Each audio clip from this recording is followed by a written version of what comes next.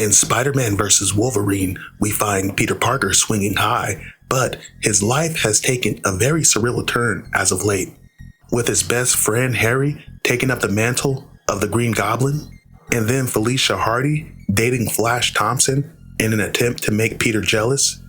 Then on top of that, Peter and Flash both dated Harry's wife, Liz, and Liz just happens to be related to the Mutant Man who recently returned.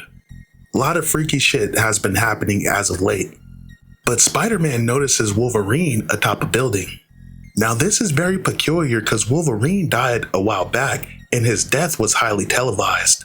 Spider-Man believes this to be an imposter, so Spider-Man descends on him. But as Spider-Man closes in, he ends up hitting nothing but concrete. Now Wolverine's wondering what's all the hubbub, but Spider-Man's not gonna let some imposter impersonate Wolverine. Spider-Man attempts to hit Wolverine, missing once again. Wolverine grabs Spider-Man and tosses him into a wall, but Spider-Man bounces back, hitting Wolverine in the jaw. Wolverine then whips out his claws as he's not fucking around anymore. Spider-Man then thinks to himself, well, maybe this is the real Wolverine. Spider-Man asks Wolverine what's going on.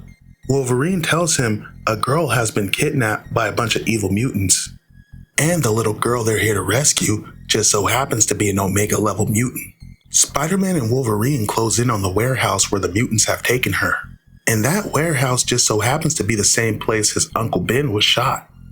As Spider-Man and Wolverine make their way inside, they're confronted by a slew of traps.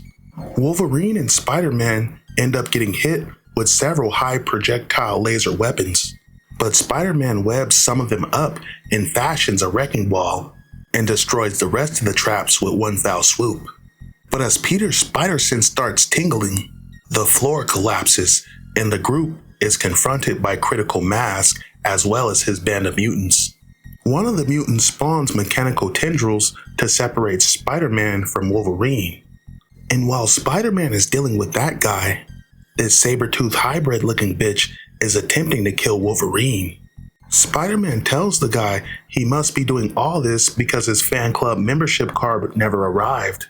But the mutant is not amused by Spider-Man's banter. Meanwhile, Saber-Tooth bitch violently tears into Wolverine with her claws. As Spider-Man's immobilized, Critical Mass attempts to grab him, but luckily the spider is too quick for the big guy. But as Spider-Man and Wolverine finally regroup, one of the mutants forces the little girl to use her Omega level powers to incapacitate Wolverine and Spider-Man. As Spider-Man and Wolverine lay on the floor incapacitated, the group of evil mutants stand over them looking at their catch.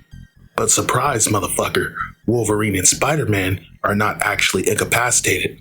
Critical Mass shoots an energy beam at Wolverine, while Spider-Man knocks out one of the bad guys and unmasks him and come to the conclusion that it's his dentist, and he's wearing the same clothes as the guy who shot Uncle Ben. But Spider-Man has bigger things to worry about as this saber-tooth bitch is on his ass. As Spider-Man dodges, this bitch seemingly gets blasted through the floor. But as Wolverine is about to take his claws to Critical Mass, one of the mutants takes the little girl hostage and threatens to kill her.